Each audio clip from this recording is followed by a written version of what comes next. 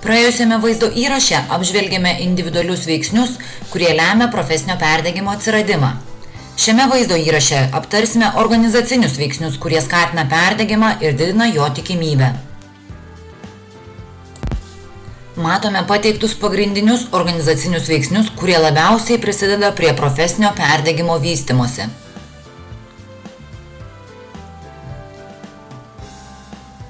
Kiekvieną iš jų aptarsime atskirai.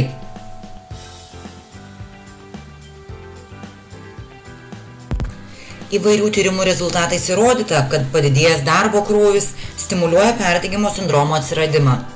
Tam įtakos gali turėti ir darbo dienos trukmė, dirbami viršvalandžiai, netinkamas darbo krūvio paskirstymas, darbo ir poilsio režimo nepaisymas. Taip pat, kuo daugiau klientų priskirta, tuo mažiau yra laiko atsikvėpti ir pailsėti. Tuo daugiau išeikvojamas, tačiau neatstatomas tiek fizinės, tiek emocinės energijos lygis. Tyrimų rezultatai atskleidžia, kad kuo artimesnis ryšys užmezgamas su klientu, kuo ilgiau su juo bendraujama, tuo didesnė tikimybė išgyventi profesinį perdegimą. Neretai, kalbant apie profesinį perdegimą ir jo prevenciją, minima socialinio palaikymo svarba. Socialinis palaikymas apibrėžiamas kaip kitų asmenų bendradarbiavimas kovojant su patiriamu stresu, pagalba didinant savivertės jausmą, stiprinant teigiamą savęs suvokimą ir vertinimą. Organizacijoje šis palaikymas turi vykti tiek horizontaliajame lygmenyje tarp kolegų, tiek vertikaliajame su vadovais. Darbo vietoje egzistuojant socialiniam palaikymui, neigiami patyrimai eliminuoja arba sumažina profesinio perdegimo riziką. Taip pat palaikanti aplinka gerina asmens fizinę sveikatą, stiprina jo galimybes atsispirti neigiamiems fiziniams ir socialiniams veiksniams.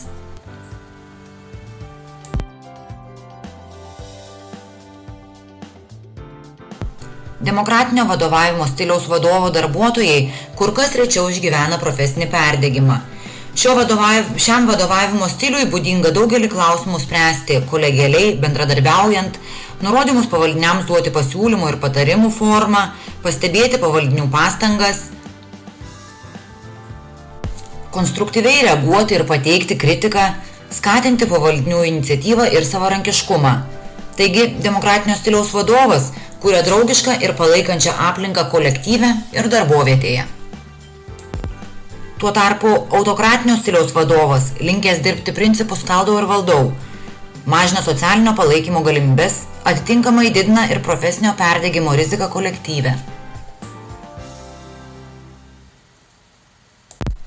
Kalbant apie bendravimo su klientais stilių ir profesinio perdegimo prevenciją, reikia pastebėti, kad dalykinis formalizuotas bendravimas su klientais mažina tikimybę išgyventi profesinį perdegimą. Tuo tarpu artimas, betarpiškas ir pernelyg dažnas kontaktas su klientais ir jų emocinėmis problemomis didina riziką. Klientų problemų sudėtingumas gali būti susijęs ir su didesniu darbo krūviu, tačiau taip pat ir su didesniu emocinės energijos išteklių išnaudojimu. Todėl asmenys dirbantys su itin sudėtingomis problemomis ypatingai turi išmokti atsiriboti nuo darbo po darbo valandų, ieškoti būdų emocinių išteklių atstatymui.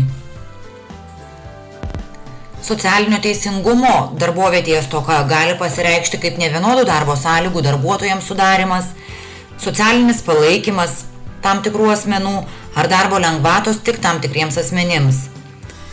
O neteisingumo jausmas darbe veikia centrinį pervargimo komponentą emocinį išsekimą. Taigi susipažinome su pagrindiniais organizaciniais veiksniais, didinančiais perdegimo tikimybę. Kai kuriuos iš jų įmanoma kontroliuoti, tačiau tikrai ne visus. Kitose kurso dalyse pereisime prie praktinių profesinio perdegimo prevencijos galimybių pavyzdžių organizaciniu lygiu.